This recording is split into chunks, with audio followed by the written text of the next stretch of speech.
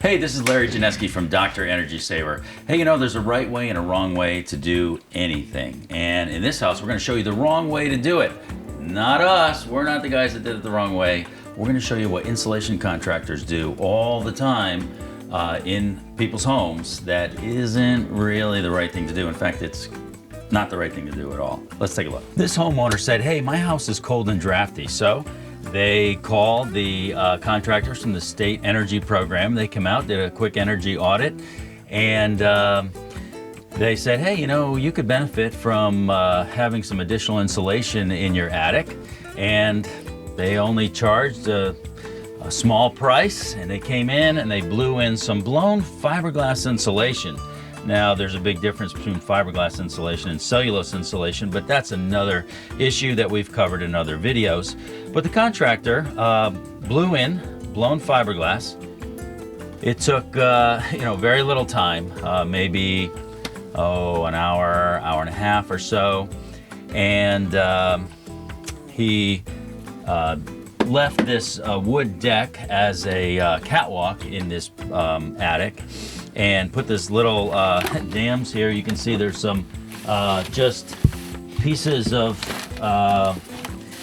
bats here just as a dam to hold this fiberglass back.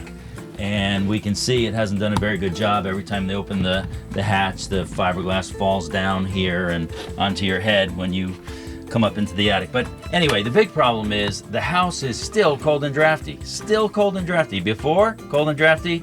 After, cold and drafty. Why didn't it make a difference? Well, the reason is that this contractor did not do any air sealing. And in this business, this is this big secret that homeowners need to know. The air sealing in the attic takes much more time and is much, much more difficult and makes a much bigger difference than just blowing the insulation. Now, insulation is important, absolutely. But you must air seal the house first, because as you can see, this insulation is very light and fluffy.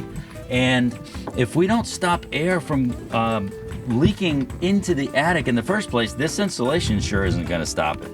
I mean, it's cold outside today. I mean, it's winter. And if I made myself a little jacket out of this fiberglass insulation, I mean, the air is blowing right through it, and it's not going to keep me warm. So what we've got to do is air seal the house first. So now that an insulation contractor or a state energy contractor did the job incorrectly, what they've done is they buried all the air leaks. Now, how do we get in down to the attic floor, to the top of the drywall, basically the other side of the ceilings, and get to all the air leaks? We've got to take all this insulation out of here. So they've actually made a small problem much worse by not doing the job correctly. And you know, it costs more to do it correctly. Yes, it does. Yes, you can get a cheaper price by not doing the job correctly. And that is what many homeowners wind up doing, not because they are trying to do the job incorrectly in their own homes, but because no one told them the right way to do the job. But look, as you and I both know, good things are seldom cheap, and cheap things are seldom good. We're going to show you how to do the job right, and we've got to get all insulation out of this attic first. To show you the difference in what air sealing is going to do in this home and does in any home, we're going to measure the amount of air leakage in this house before we do the work and after we do the work. So we've set up a blower door here in the front door, and we will measure the air leakage at our standard, do our work, and at the end of the day, we're going to measure it again and show you the difference. Our blower door tells us that this house leaks 1,865 CFM of air at our target pressure of 50 pascals negative, and that is the standard pressure that we test all houses to. So we can see how much this house leaks now before we do our air sealing, and we'll check it afterwards and see what a difference we've made. These insulation dams that they installed are not durable at all. And you know, whenever we do something to a house, we say, is what we did going to last as long as the house does? Because if it doesn't last as long as the house does, we're building in a remodeling project, and we don't want to do that. We want our work to be permanent. And so, you know, this insulation board as a dam to hold insulation back from where we don't want it is not a very durable solution. And we're going to install wood dams that will be very durable instead. Normally we blow insulation in, but in this case we're going to suck it out. What we can see here is that here's the original, what we call balsa wool bats. And you can see how thick these things are. They're just about an inch thick, and that was installed when the house was built.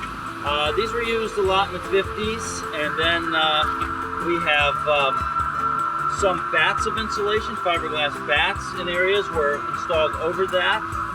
And then we have blown-in fiberglass. So this house was insulated 3 different times. Still, they didn't get it right because still they did not air seal. So let me show you some of these leaks that they missed that no one ever sealed. And here are some examples. So here is a top plate, and there's a gap between the drywall and the top of the wall. And here you can see, I can drop a dime down inside the wall.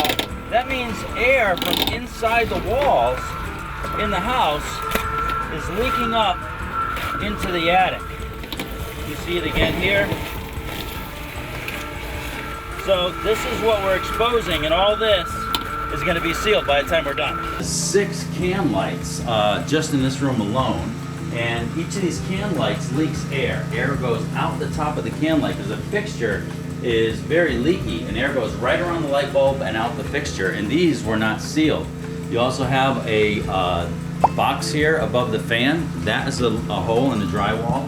You have a light fixture over there. We have track lighting over there. We have a light fixture there.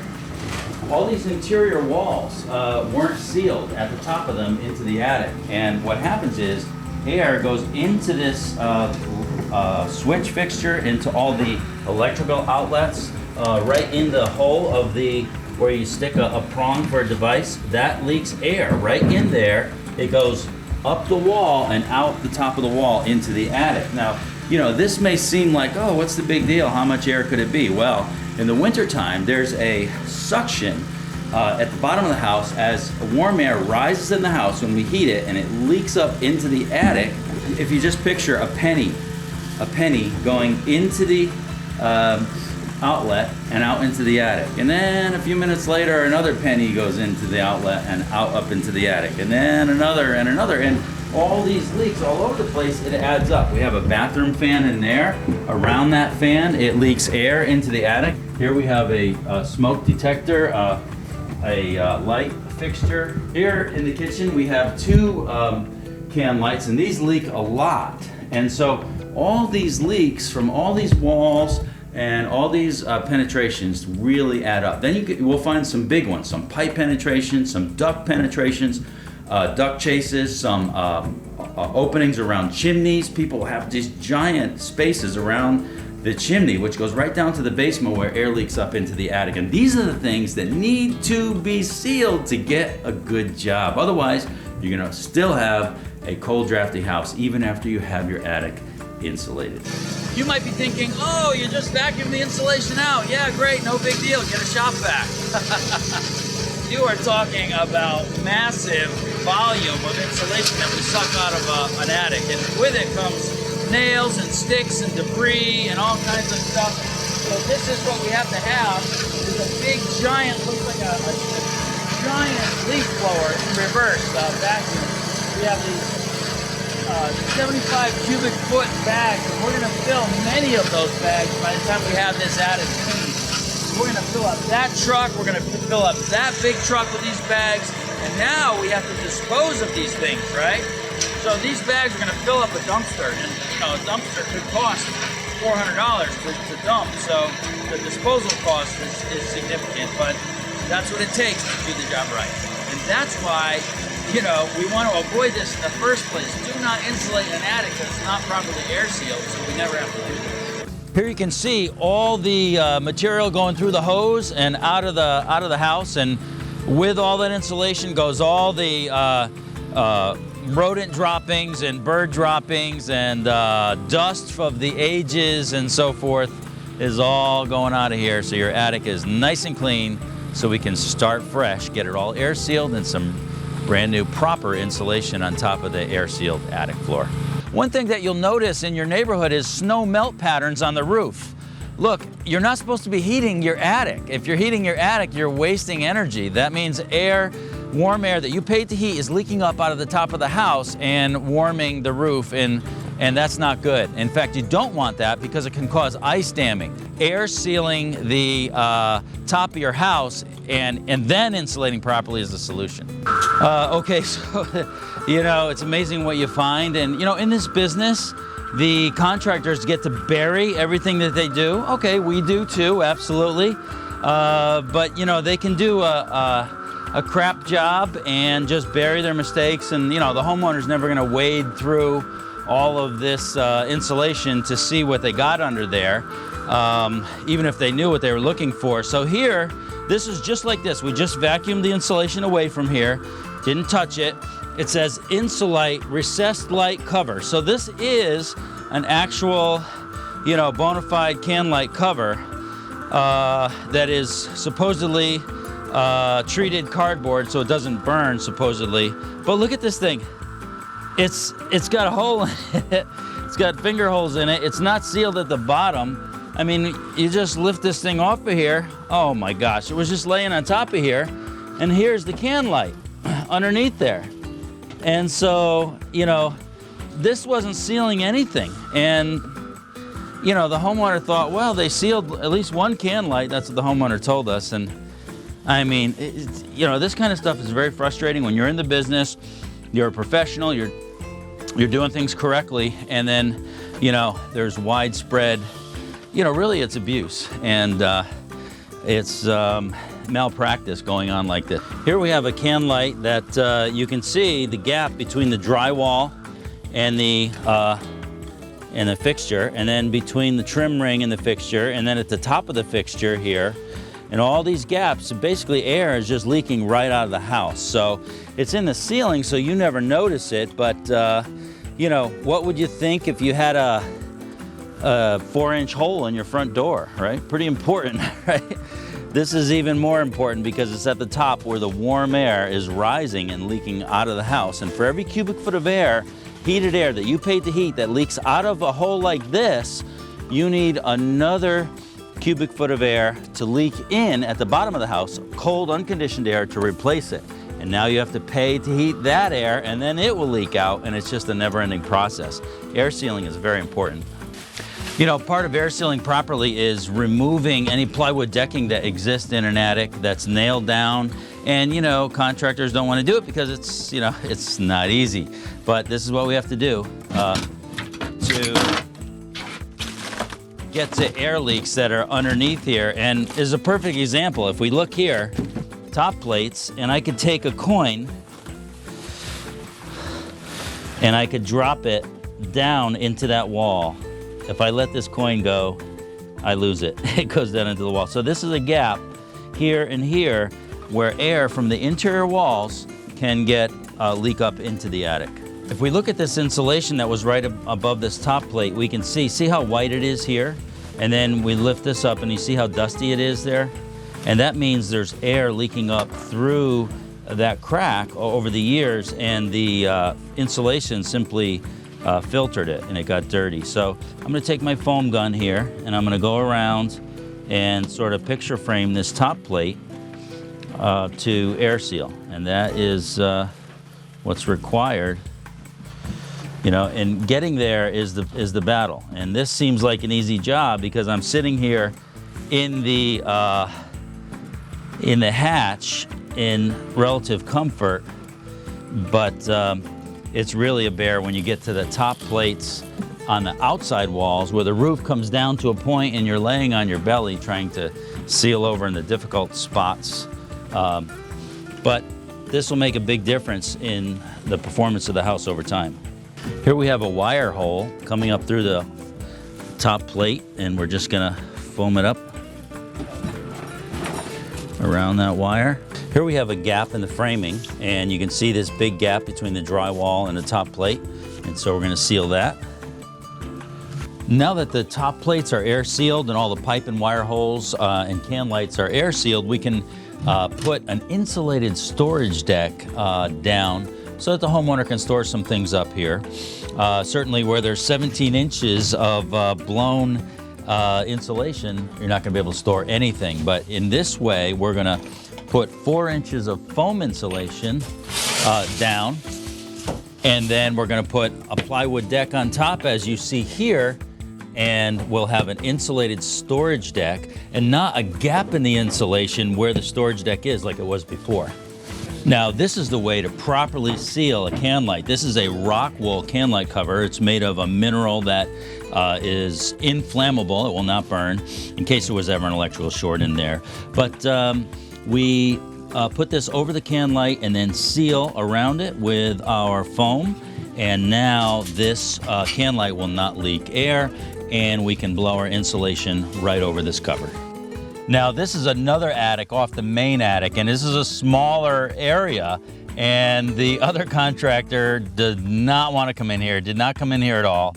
Just stick the hose in here from where your position is in the main attic and just blow insulation in from a distance. They didn't get in here and air seal anything, and it's very difficult. I got in this position so you can see how tight this is. That exterior wall top plate has to be air sealed, and you've got to get in here and reach way back in there to air seal it properly. And my guys, God bless them, they do this every day, and obviously you need to wear a respirator and safety glasses to do this, to work this close.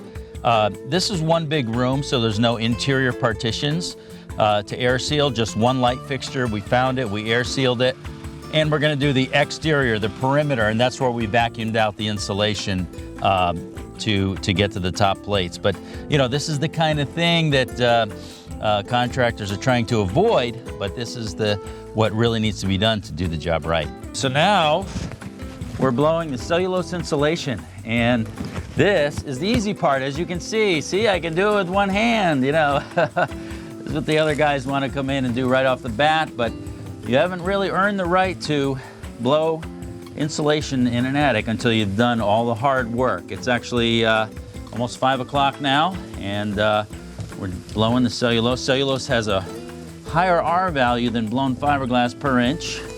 It's got a lot of qualities that are desirable. It's denser, and that's what we use here at Dr. Energy Saver.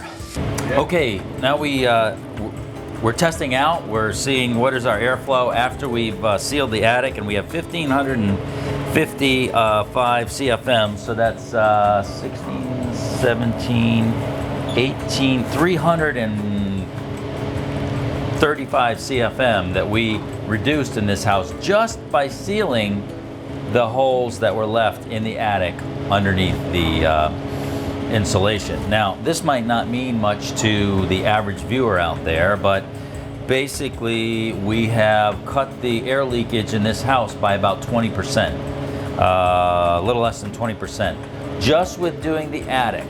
And we didn't dense pack the walls, we didn't change any windows and doors, we didn't do much to the bottom of the house. There's lots of other things that could be done in this house, but these leaks that we sealed are what we call A priority leaks. There's A, B, and C leaks. A, attic, B, bottom, C, center of the house. In order of priority, A is the most important leaks because the only reason that outside unconditioned air leaks into a house is because there's room for that air because air escaped out of the upper levels of the house. So if no air leaves the top of the house, then the house is already full of air. It's impossible for any outside air to leak in. So this air leakage that we've stopped at the top of the house, that almost 20% of air leakage that we've reduced, is air that will not need to be replaced by outside air leaking in. Very, very important.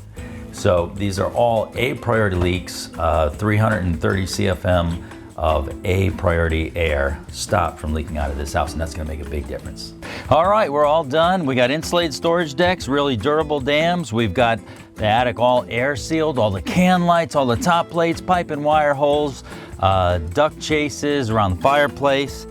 And we've blown in our 17 inches of true soft cellulose insulation. Now this house will have a big difference, and the homeowner will be more comfortable. You'll have less drafts, less warm air that you paid to heat leaking out of the top of the house. And for every cubic foot of air you stop leaking out of the top, that's one less cubic foot of cold outside air that has to come in to replace it. And that's going to make a big difference. If you have a home that you have uncomfortable rooms in, if you have cold floors, rooms that are too hot in the summer, too cold in the winter, some rooms just different than others and you can't make it all the same, that's exactly what we can fix for you. Call Dr. Energy Saver. We'd love to help you.